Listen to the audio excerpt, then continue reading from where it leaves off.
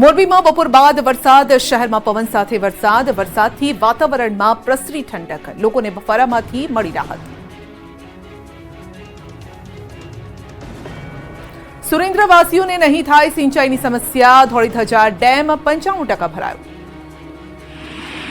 સુરેન્દ્રનગરના લોકોને સિંચાઈની અને પીવાના પાણીની સમસ્યા નહીં થાય। સુરેન્દ્રનગરનો ધોળીધજા ડેમ 95% ભરાઈ જતા તંત્ર એલર્ટ થયું છે। ધોળીધજા ડેમ ગમે ત્યારે ઓવરફ્લો થઈ શકે છે। નર્મદા ડેમમાંથી પાણી છોડાતા લોકોને નદીના પટમાં ન જવા સૂચના અપાઈ છે।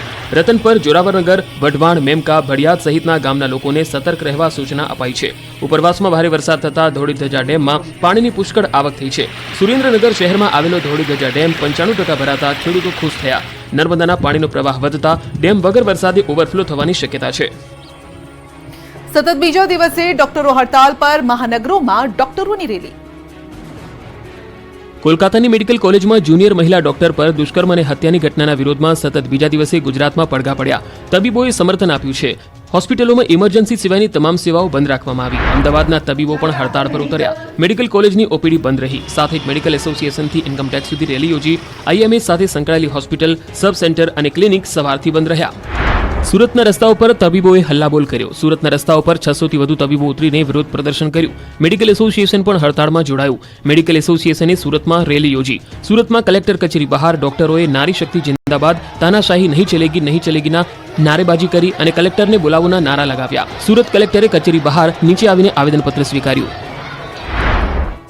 રાજકોટના તબીબોએ પણ રોષ પ્રગટ કર્યો। ખાનગી હોસ્પિટલના તબીબો પણ હડતાળમાં જોડાયા। તબીબોએ ઓપીડી બંધ રાખી વિરોધ નોંધાવ્યો। પીડીયુ કોલેજથી ડોક્ટરોએ રેલી કાઢી। તબીબોની સુરક્ષાને લઈને કાયદો ઘડવાની માંગ સાથે કલેક્ટરને આવેદનપત્ર આપ્યું।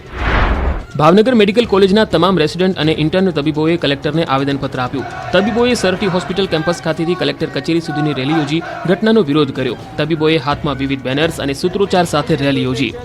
આઈએમએ મોરબી સાથે જોડાયેલા ડોક્ટર્સ દ્વારા જિલ્લા કલેક્ટરને આવેદનપત્ર પાઠવ્યું। મોરબી જિલ્લા કલેક્ટરને આવેદનપત્ર આપવામાં આવ્યું। સતત બીજા દિવસે હડતાલથી રાજકોટમાં દર્દીઓને હાલાકી। કોલકાતાની ઘટનાના પડઘા ગુજરાતમાં પડ્યા છે। રાજ્યભરના તબીબો હડતાળ પર ઉતર્યા છે। ત્યારે રાજકોટ સિવિલ હોસ્પિટલના ડોક્ટરો મેદાનમાં આવી ગયા। ડોક્ટરોની હડતાળને કારણે બીજા દિવસે દર્દીઓને પરેશાન થવાનો વારો આવ્યો। સતત બીજા દિવસે ઓપીડીમાં દર્દીઓની લાઈન લાગી તો કેટલાક દર્દીઓ સારવાર વગર જ હોસ્પિટલ કમ્પાઉન્ડમાં સ્ટ્રેચર પર ફરતા જોવા મળ્યા। દર્દીઓને સમયસર સારવાર ન મળતા દર્દીઓને ભારે હાલાકી થઈ, દર્દથી કણસતા રહ્યા। સતત 2 દિવસથી હડતાળથી આરોગ્ય સેવા પ્રભાવિત થઈ। દર્દીઓ 3 દિવસથી હોસ્પિટલના ધક્કા ખાઈ રહ્યા છે। પગમાં ફ્રેક્ચર, દર્દીને પાટો બદલવાનો છે, પણ કોઈ ડોક્ટર હાજર ન હોવાથી કોઈ બદલી આપતા નથી। એટલું જ નહીં, હડતાળને કારણે કેટલાક દર્દીઓને તો સારવાર આપવાની જ ના પાડી દીધી, જેથી ગરીબ દર્દીઓને હોસ્પિટલ સુધી આવવાનો ખર્ચ માથે પડ્યો છે।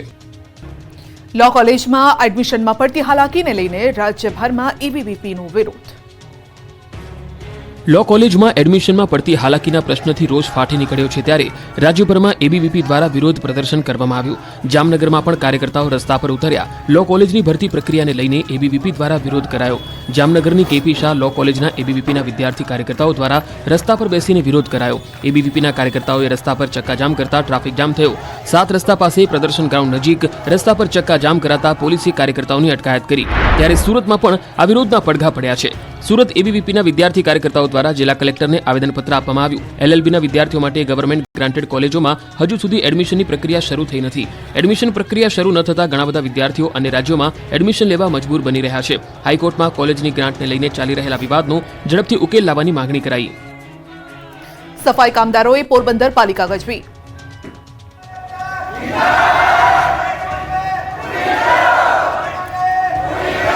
આ વિરોધ, હલ્લાબોલ અને પ્રદર્શનનું કારણ છે પગાર। સફાઈ કામદારોએ પોરબંદર પાલિકામાં ઘૂસીને વિરોધ પ્રદર્શન કર્યું હતું। પોરબંદર છાયા પાલિકાના સફાઈ કામદારોને 4 માસથી પગાર ચૂકવાયો નથી। તહેવારો માથે છે, છતાં કોન્ટ્રાક્ટ કર્મચારીઓનો 4 માસનો પગાર બાકી હોવાથી ગરીબોને ઘર ચલાવવાના ફાંફા પડી રહ્યા છે। ત્યારે પગાર ચૂકવવાની માંગ સાથે સફાઈ કામદારોએ પાલિકા કચેરી ગજવી હતી। ધરણા પર બેસીને વિરોધ પ્રદર્શન કર્યું હતું। હલ્લાબોલ કરી 2 મહિનાનો પગાર તાત્કાલિક ચૂકવવા રજૂઆત કરી તો કાયમી કામદારોનું એરિયર્સ ચૂકવવાની માંગ કરી। પગાર નહીં કરવામાં આવે તો સફાઈ કામગીરી બંધ કરવાની અપાઈ ચીમકી। ચોરોથી બચવા ગોધરાના વેપારીઓનો ગજબનો કિમિયો। આ દુકાન પરથી તમને શેમ્પૂ, ક્લીનર, લાકડાના વેર સિવાય કંઈ નહીં મળે, એટલે મહેરબાની કરી દુકાનનું તાળું તોડવાનો પ્રયાસ કરતા નહીં તો મહેનત પાણીમાં જશે। દુકાન બહાર આવી નોટિસો મારી છે ગોધરાના વેપારીઓએ, કેમ કે ગોધરામાં છેલ્લા કેટલાક દિવસથી તસ્કરોએ તરખાટ મચાવ્યો છે. દુકાનોને નિશાન બનાવી રહ્યા છે. લાખો રૂપિયાની ચોરી થતા વેપારીઓ બેહાલ થઈ ગયા છે. ત્યારે પોલીસ પણ તસ્કરોને પકડવામાં નિષ્ફળ નીવડતા અંતે વેપારીઓએ ચોરીની ઘટનાઓને ટાળવા માટે આ પ્રકારનો ગજબનો કિમિયો શોધી કાઢ્યો. તસ્કરો દુકાનમાં ચોરી જ ન કરે એટલે દુકાનની બહાર દરવાજા પર ચોરો માટે આ પ્રકારની નોટિસ લગાવી દીધી. તસ્કરોના ત્રાસથી કંટાળીને રહીશોએ નોટિસ લગાવી. વાત આશ્ચર્ય પ્રમાણે એવી છે, પણ આ દ્રશ્યો તેની સાક્ષી પૂરે છે. નોટિસમાં દુકાનદારોએ તસ્કરોને સંબોધીને લખાણ લખ્યા છે કે આ દુકાનમાં તોડફોડ કરવી નહીં, દુકાનમાં કયો માલ સામાન છે તેની વિગતો પણ લખી છે.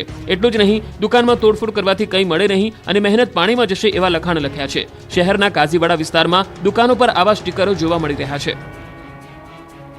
દાંતાના તારંગાડા ગામે શાળાએ જવા બાળકો નદીમાંથી પસાર થવા મજબૂર. માથા પર દફતર, હાથમાં બૂટ, કાખમાં છોકરાઓ, નીચે ધસમસતું નદીનું પાણી અને જીવનો ખતરો. તંત્રના પાપે ભણતર માટે કઈ હદે દાંતાના તારંગાડા ગામના બાળકોને મજબૂરી કરવી પડે છે તેનો આ બોલતો પુરાવો છે.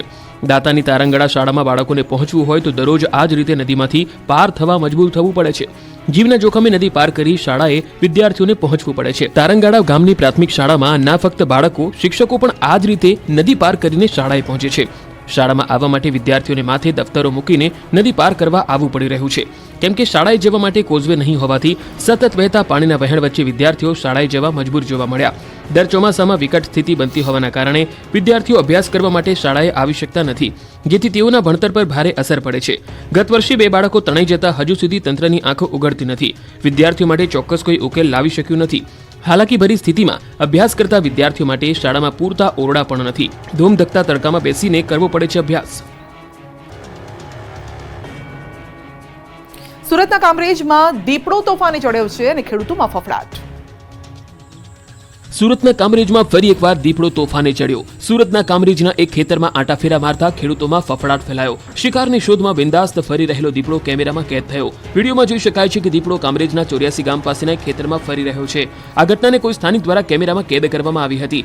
દીપડાએ દેખા દેતા લોકોમાં ભયનો માહોલ છે. બીજી તરફ રાતના સમયે દીપડાના ભયથી ખેડૂતો ખેતરે જવાનું પણ ટાળી રહ્યા છે. કપડવંજમાં પશુપાલકની દાદાગીરી, શાળાના ગેટની બહાર ગાયો બાંધી. ખેડા જિલ્લાના કપડવંજ તાલુકાના પશુપાલકોની દાદાગીરી સામે આવી છે. પશુપાલકોએ શાળાની ગેટની બહાર જ ગાયો બાંધી દીધી હતી, જેના કારણે શાળાએ જતા બાળકો અટવાયા તો શાળાના 150 જેટલા બાળકોને બહાર બેસાડવાની ફરજ પડી હતી. સ્કૂલના ગેટ પાસે જ ઢોર બાંધતા બાળકોમાં પણ ભય ફેલાયો. જો કે વાલીઓ અને ગ્રામજનો શાળામાં રજૂઆત કરવા પહોંચ્યા હતા.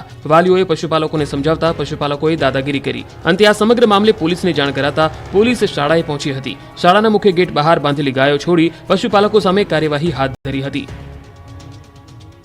અમદાવાદમાં કચરો ભરવાની વાન બની પેસેન્જર ગાડી.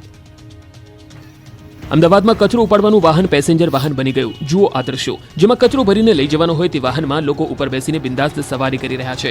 એ પણ મોતને આમંત્રણ આપી. એક નહીં પરંતુ 2 વાન પર બેસીને લોકો ડર વગર સવારી કરી રહ્યા છે. ઘોડાસર સ્મૃતિ મંદિર નજીક કચરાની ગાડી પણ પૂરપાટ જઈ રહી છે. જો એક ભૂલ થાય તો ઉપર બેઠેલા લોકો કચરાની માફક રોડ પર પડે, પણ આ લોકોને જાણે પોતાના જીવની ચિંતા ન હોય તે રીતે નીકળી પડ્યા છે. તો સવાલ એ થઈ રહ્યો છે કે શું આવા દ્રશ્યો અમદાવાદ ટ્રાફિક પોલીસને દેખાતા નથી?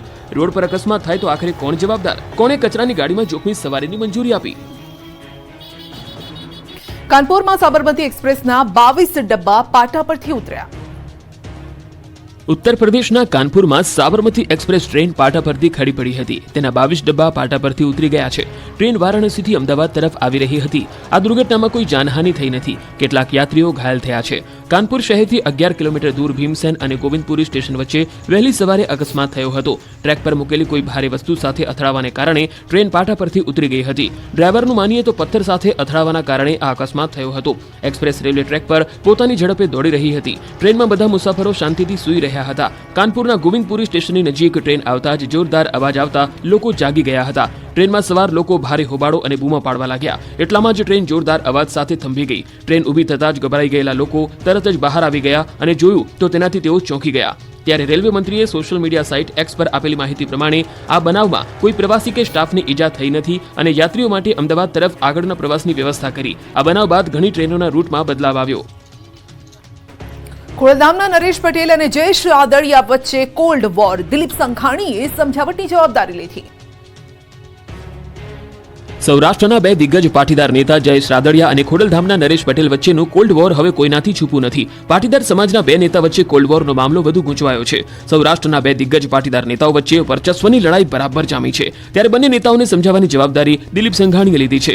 રાજકોટના હેમુ ગઢવી હોલ ખાતે આજે પાટીદાર સમાજ દ્વારા સન્માન સમારોહનું આયોજન કરવામાં આવ્યું, જેમાં ઇફકોના ચેરમેન દિલીપ સંઘાણી તેમજ ખોડલધામ પ્રમુખ નરેશ પટેલ સહિત પાટીદાર સમાજના આગેવાનો ઉપસ્થિત રહ્યા. આ તકે દિલીપ સંઘાણીએ કહ્યું કે નરેશ પટેલ અને જયેશ રાદડિયા વચ્ચે ચાલતા ખટરાગ અંગે વ્યક્તિગત સમજાવટ કરી સમાધાનના પ્રયાસ કરીશ. સંઘાણીએ કહ્યું કે બંને અમારા સમાજના આગેવાન છે, બંને સન્માનનીય આગેવાન છે, બંનેને હું વ્યક્તિગત રીતે સમજાવીશ. બંને લોકો પોતપોતાની જગ્યાએ ખૂબ સારા કામ કરી રહ્યા છે. રાજકોટના કાર્યક્રમમાં દિલીપ સંઘાણી અને નરેશ પટેલ એકબીજાની બાજુમાં બેઠેલા જોવા મળ્યા.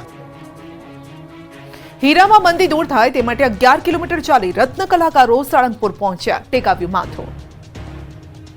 હીરા ઉદ્યોગ મંદીના અજગરી ભરડામાં સપડાયો છે, ત્યારે મંદી દૂર થાય તે માટે બોટાદ જિલ્લા ડાયમંડ એસોસિએશન દ્વારા બોટાદથી સાળંગપુર સુધી પદયાત્રા યોજી. ઢોલ નગારા ડીજેના તાલ સાથે પદયાત્રા બોટાદથી નીકળી હતી.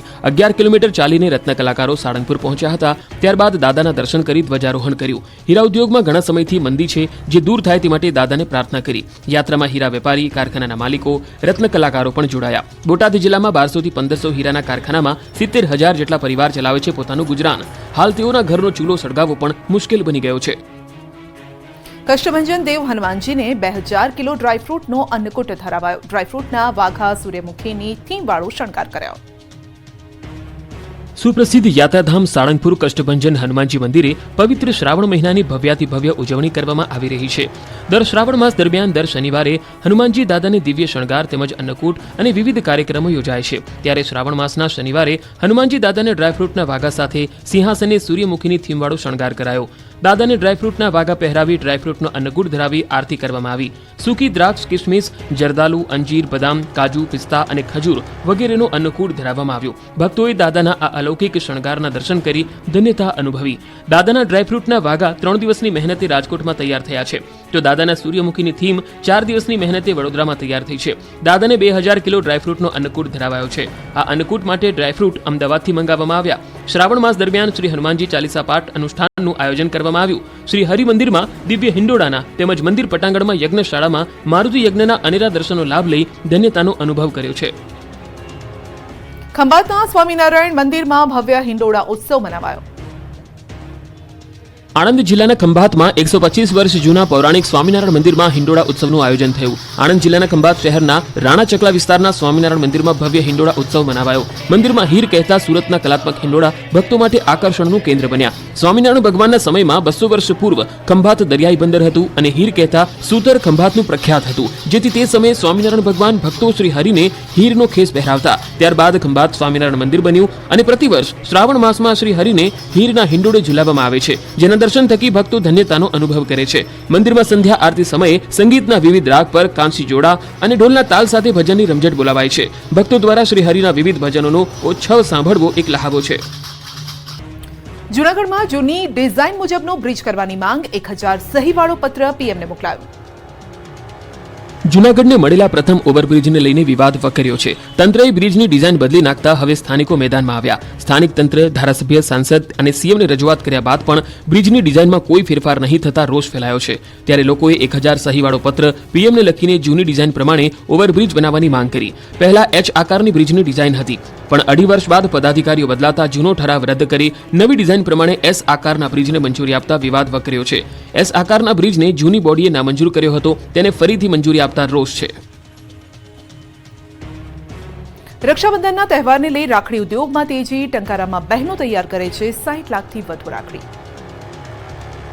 રક્ષાબંધનનો તહેવાર આવતા જ રાખડી ઉદ્યોગમાં તેજી આવી ગઈ છે. મોરબીના ટંકારા તાલુકાના કલ્યાણપુરમાં રાખડી ઉદ્યોગ ધમધમવા લાગ્યો છે. નાનકડા કલ્યાણપુર સહિતના ગામડામાં ઘરે ઘરે રાખડી બનાવવામાં આવે છે, જેને દેશના જુદા જુદા 20 જેટલા રાજ્યોમાં મોકલવામાં આવે છે અને 12,000થી વધારે મહિલાને રોજગારી આપતા આ ગૃહ ઉદ્યોગમાં વર્ષે 60 લાખથી વધુ રાખડી બને છે. ₹2 થી લઈને ₹100 સુધીની રાખડીઓ અહીં બનાવવામાં આવે છે. વાર્ષિક 35 કરોડ જેટલા ટર્નઓવર ધરાવતો આ ઉદ્યોગ મહિલાઓ માટે આશીર્વાદરૂપ છે. જુદા જુદા 16 જેટલા પ્રોડક્શન હાઉસ સહિત 40 કિલોમીટરની આસપાસના ગ્રામીણ વિસ્તારની 12,000થી વધારે મહિલાઓ દ્વારા અવનવી રાખડીઓ બનાવવામાં આવે છે, જેમાં જુદા જુદા રાજ્યોમાં જે પ્રકારે ચલણ હોય તે મુજબની ભાતભાતની રાખડીઓ અહીંયા બનાવવામાં આવે છે, જેમાં મુખ્યત્વે સ્ટોન, ડાયમંડ, મેલોમાઇન સહિતની રાખડીઓ બનાવવામાં આવે છે. કલ્યાણ પર, સવાડી, સરાયા, હરબટિયાળી સહિતના 40 કિલોમીટર સુધીના જુદા જુદા ગામોમાં ગૃહ ઉદ્યોગની જેમ